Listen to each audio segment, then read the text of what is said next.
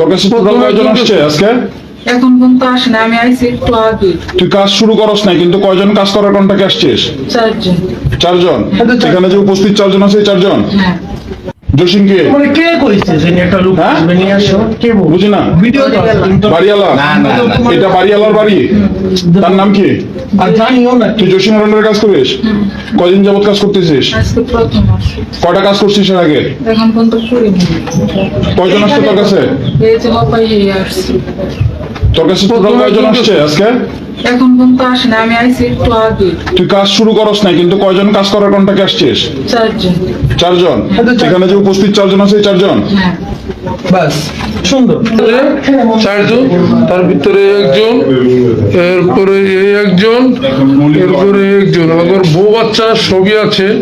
এরা কিন্তু ভাই কোথায় থেকে আসছে?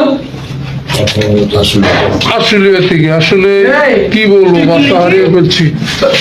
তুই নাটক করলি একেবারে, তোর কান সে একটা চোখ কানা না, একটা কানা বাড়াইলাম। কইলি কি যে ইয়া হইছে কি আমি এমনি এমনি আসছি। হ্যাঁ